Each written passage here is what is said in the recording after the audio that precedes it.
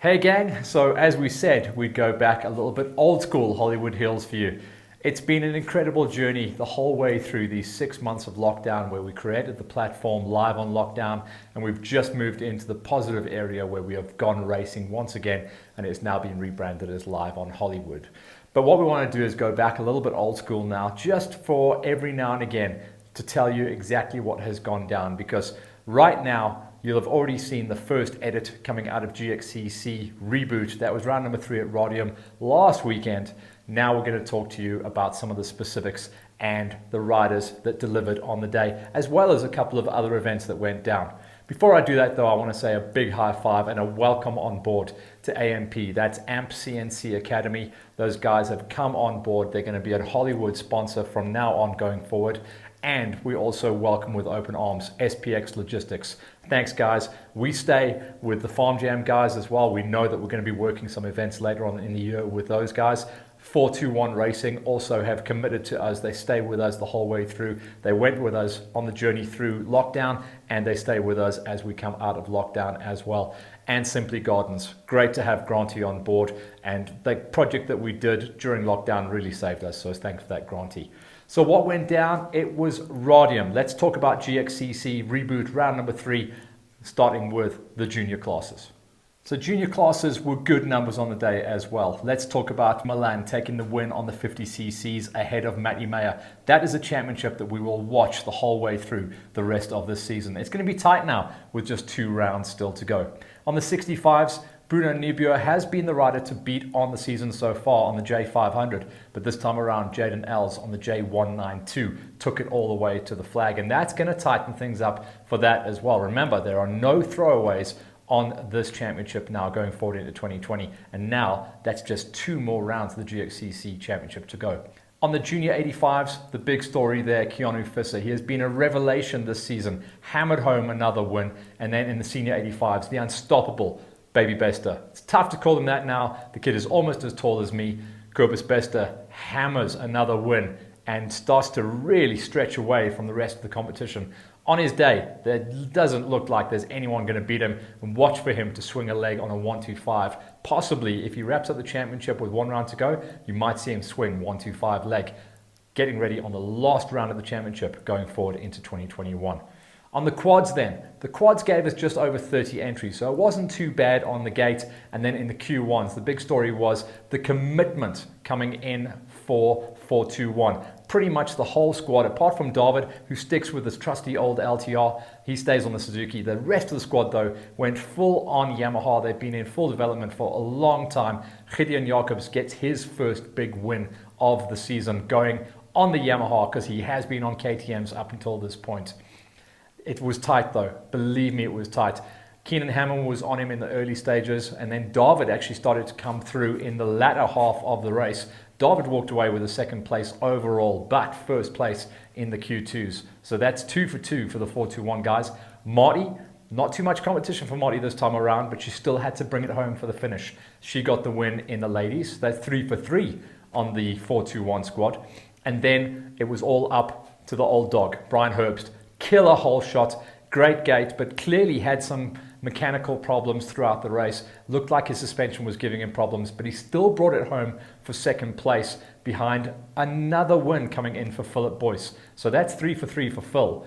That's going to be tough to beat. And Brian realistically will be hunting for a 3rd or a 2nd in the championship, but he's going to have to get wins going from now on out. Those were the quads. The bikes in the afternoon race were huge. Let's go through this one by one, and forgive me if I have to look down every now and again at my notes for this one, but it was a killer. The OR1 big bangers, you had big names coming out the gate there. The first time we've seen him line up in his full factory fresh kit, and that was Charon Moore, who has now picked up the Brother Factory Leader Tread squad deal in the OR1 big bangers as the championship leader in the national championship as well. He got the big hole shot and started to run off front, but he had big pressure the whole way through. I won't give it away too much though, because you are going to hear the full story later on this week when we go into the 2nd edit. That's for show number 2, which will be a focus on the bikes. In the OR1s, it was Charon that got the big win. 2nd place went to JC, and he was in great form. In the OR2s, no show once again for, unfortunately, JJ Daisel. bowing out of this championship this year, focusing on real life and real money, but we know we'll grab him back and get him racing once again. The Brawler hammered the nail. He did an incredible run. He actually won the overalls on the day. He was the first to the flag, fastest laps every single lap, and won the OR2s with Taki not too far off his wheel. So it was a bit of a return ride coming in for Taki in the OR2s. OR3s, 2-horse race out front, the only 2 guys that made it onto a 5-lap racing format.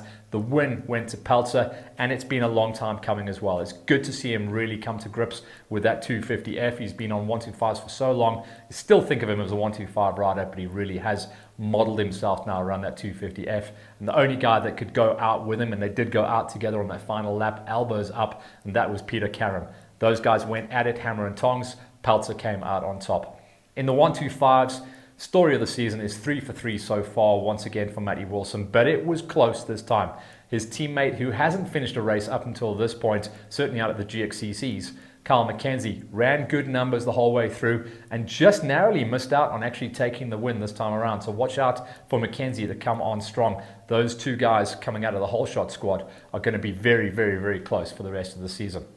In the ladies' gate, another whole shot coming in for Megan Jonker, but the race win went to Janke Petersen. She came back, she got off the Moto Pro onto the Yamaha and back onto the top step. So watch out for the championships to start changing up. I think Janke's a little bit too far off at the moment, and Megan Jonker actually finished lower down than she should have as well, because she only completed, I think, 3 laps before she had to bow out of the race, complaining about kidney troubles. It was a super whooped out and tough track, and I think she actually got a little bit dehydrated there, and that was the problem.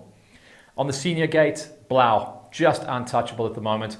As always, Big Bruce was on his elbows and they were banging it out for a couple of kilometers before Blau just started to stretch it out and pull away. Blau took another win, Bruce took second place, and Bruce will improve in his championship as well after he had problems on the Honda at round number 1. And then in the Masters, the big story was Peter Hull absolutely killing it off the front. Actually looked like he broke himself into a top 15 overall as well. Went through most of the senior gate. Looked like he actually beat out on Bruce Viljoen as well. So that would have put Peter Hull as the fastest master, second in the seniors. And the big story there, a terrible gate for Wayne Farmer.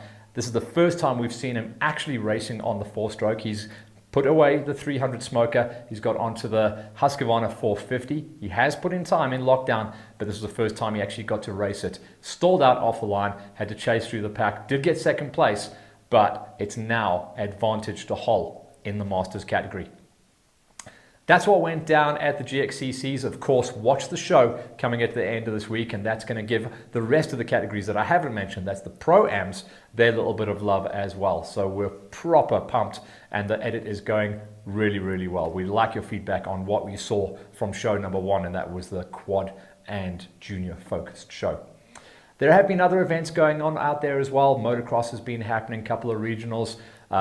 Towards the end of this month, there's going to be a double header motocross down in KZN as well. I was going to be going down to that. Unfortunately, I can't make that one. There's a lot of events that have crossed over and clashed a little bit as everyone's trying to crowbar the calendar back in together. The Lowveld have been pumping. They've had their first event. They've got another event coming up.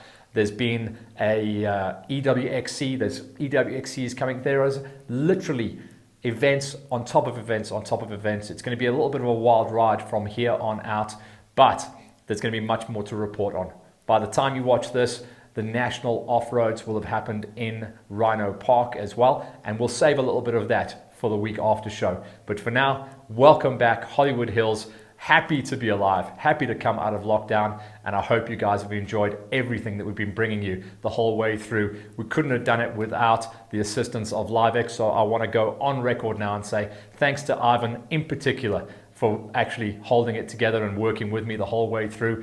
We lived on bread and jam, but now we can maybe get a little bit of peanut butter on there as well as the purse strings start to open up and we get a little bit more work. But once again, a big high five to all of our partners that stuck with us through lockdown, and welcome once again to AMP CNC Academy as well as SPX Logistics and all of our sponsors that have stayed and toughed it out. It's been a great journey, but Hollywood Hills is alive, kicking, and we're going to be reporting much more now that racing is finally back.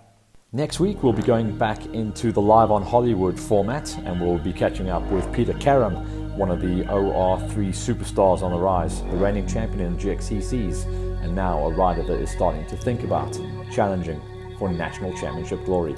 Tune in next week, 2 o'clock on Monday, as we chat to Peter Caron.